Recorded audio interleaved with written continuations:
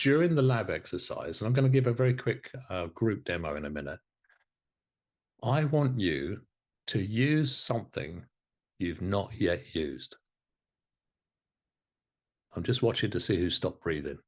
Okay, there's a few who stopped breathing. What do you mean, Steve? Okay. What is that exercise that you passed over because you went, I don't get that one? Oh, the visual squash. No, I don't really get that one. Oh, six-step reframe. Not really done that one.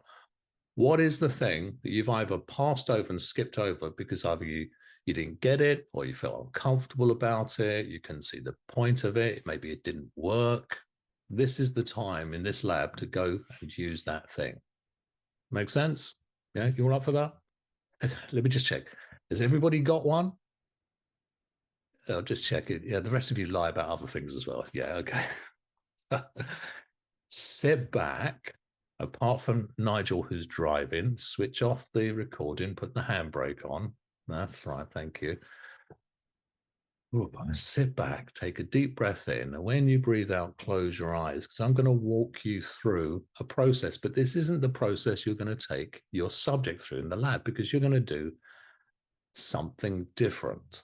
But what I want you to do is I want you to, first of all, ask them about a hypnotic phenomena they would like to experience. Could be amnesia, anesthesia, analgesia. Could be a positive hallucination. Could be a negative hallucination, although I like to think it's much easier to create a positive hallucination and put it over something to create a negative hallucination. It could be maybe some type of deep trance phenomena, such as hypersensitivity. What about synesthesia, being able to overlap the senses, be able to see a color and smell it, or see a color and hear a sound, or hear a sound and feel it?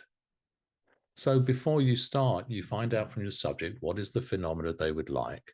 And then what I want you to do is I want you to then induce a trance and choose an induction that maybe you haven't practiced. Now, I just use the simple induction, which is sit back and close your eyes.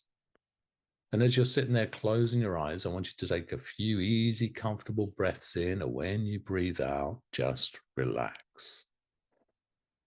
Now, because this is just a group demonstration, I'm going to give an induction that I know you know how to do, and a deepener I know you know how to do because you practiced it.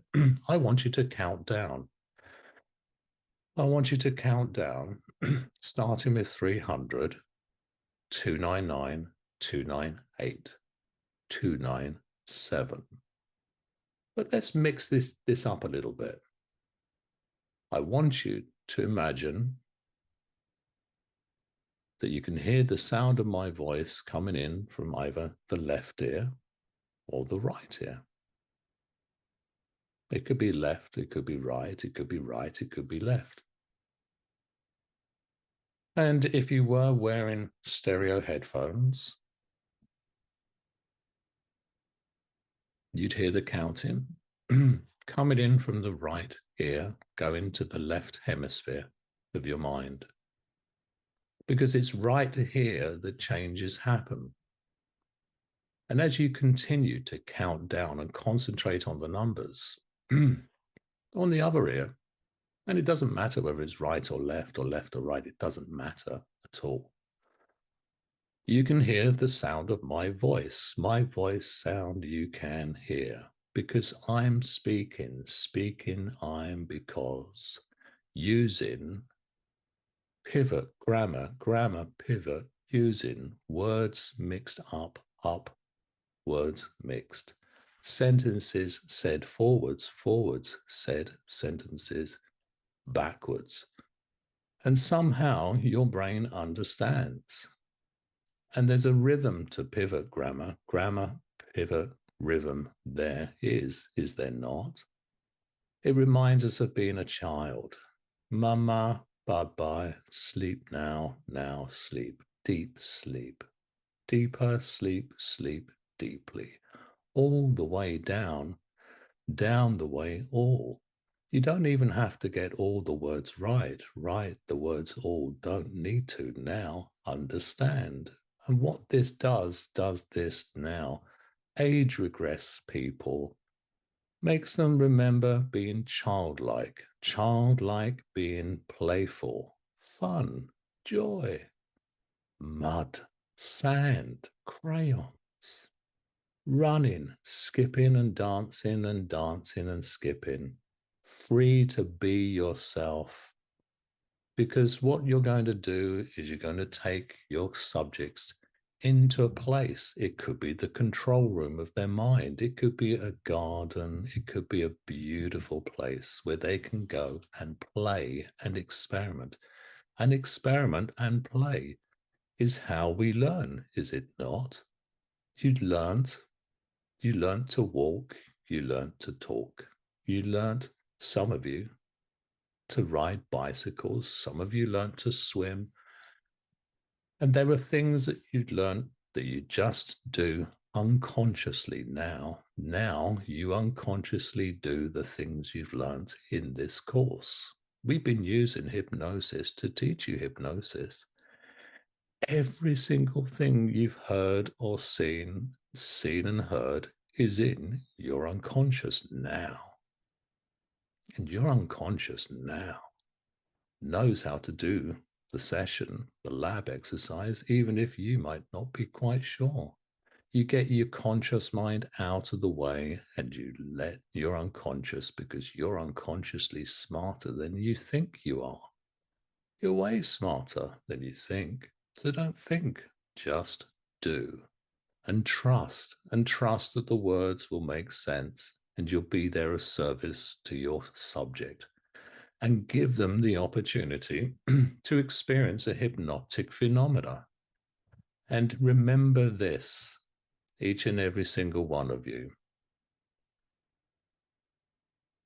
The operator's voice will go with you, so that at the end of the session, you'll return back to this time and space and time, wherever you are, and you'll have learned something that you can use in your future to be the best hypnotherapist you can be of service to the people that come to see you, and to be the change you want to see in the world by going there first, by improving, getting better. Practice makes better. The more you practice, the better you get. Seek out the people that have gone before you and learn from them. And be willing to hallucinate. Be willing to make positive hallucinations. Seeing yourself getting better, that's a positive hallucination. Having a voice inside your mind that goes, yeehaw, let's go for it. That's a positive auditory hallucination. Having a wonderful feeling in your body and moving it from the top of your head to the tips of your toes and having it dancing off the ends of your eyelashes. That's a kinesthetic hallucination. All of these hypnotic phenomena, they all exist in our reality, in our normal waking reality, and in trance, they're entrancing. You can take them, you can stretch them, you can expand them, you can overlap them, you can play with them. Be playful, have a childlike curiosity, have fun, enjoy the experience. And just like a buffet or a smorgasbord, there will be some things that will be to your taste. And there'll be some things you'll go, not so nice. Enjoy the ones to your taste, and then go back to the ones that aren't so nice, because quite often that's where the magic lies. So during this lab exercise, you're going to take your subjects to a place, experiment by giving them the experience of a hypnotic phenomena, get them to come back out and experience it, test it if you will, and then imagine and have them imagine using this ability to stretch their imagination and to be creative in service of themselves and in service of their clients, and to trust that the life doesn't always go to script, but you'll be able to be the narrator, the author, the producer, the director. You'll be able to navigate because the person with the most flexibility controls the system. You'll be able to go with the flow. You'll be able to ease your way through life so that when life presents stumbling blocks, you'll see them as stepping stones. When life presents challenges, you'll see them as opportunities to reveal your superpowers. So, in a moment, I'm going to ask you to come back to the room, and you'll then have 12 minutes